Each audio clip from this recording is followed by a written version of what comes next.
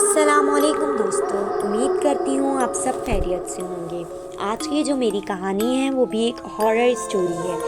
یہ بات 2017 کی ہے۔ پنجاب کے ایک چھوٹے سے شہر کے باہر ایک پرانی حویلی تھی جو سالوں سے بند پڑی تھی۔ لوگ کہتے تھے وہاں رات کو روشنی دکھائی دیتی ہے، کبھی عورتوں کے رونے کی آواز اور کبھی دروازے خود بخود بند ہو جاتے ہیں۔ اسی علاقے میں عدنان نام کا لڑکا رہتا تھا جو ایک پرائیویٹ کمپنی میں جاب کرتا تھا۔ ایک دن کمپنی نے اسے کہا کہ کچھ دن کے لیے اس پرانی حویلی کے قریب اسٹور روم دیکھنا ہوگا کیونکہ وہاں اکوپمنٹ رکھا گیا تھا۔ عدنان کو پہلے ہی دن عجیب فیلنگز ہوئی۔ حویلی کے پاس پہنچ کر ہوا اچانک ٹھنڈی ہو گئی۔ اندر جاتے ہی اسے لگا جیسے کوئی پیچھے کھڑا ہے۔ جب اس نے مڑ کر دیکھا وہاں کوئی نہیں تھا۔ رات کو جب وہ اکیلے گارڈ روم میں سو رہا تھا، 3 بجے اچانک اس کی آنکھ کھل گئی۔ اس نے سنا عدنان، جیسے کوئی اس کا نام پکار رہا ہے۔ آواز بالکل اس کے کان کے پاس تھی۔ اس کا جسم سن ہو گیا۔ دروازہ زور سے دھم کی آواز کے ساتھ بند ہوا اور اچانک لائٹ چلی گئی۔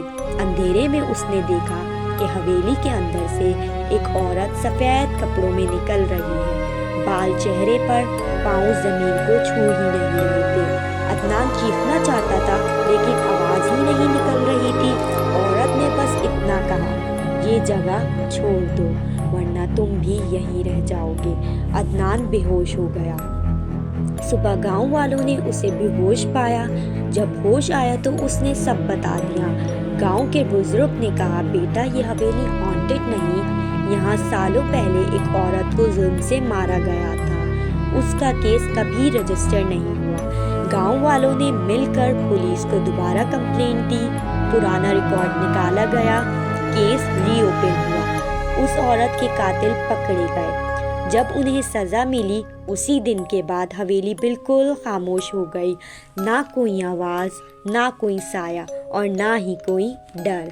عدنان نے بھی کہا کہ اس رات کے بعد اس نے کبھی وہ عورت دوبارہ نہیں دیکھی۔ بس ایک بار خواب میں آئی اور کہا، اب میں سکون میں ہوں۔ کبھی کبھی جو ہم بھوت سمجھتے ہیں وہ اصل میں ناانصافی کی روح ہوتی ہے جو صرف انصاف چاہتی ہے۔ امید کرتی ہوں میری آج کی کہانی آپ لوگوں کو بہت پسند آئی ہوگی۔ میرے چینل کو لائک کریں، سبسکرائب کریں اور بیل آئیکن دبانا نہ بھولیں۔ Thank you.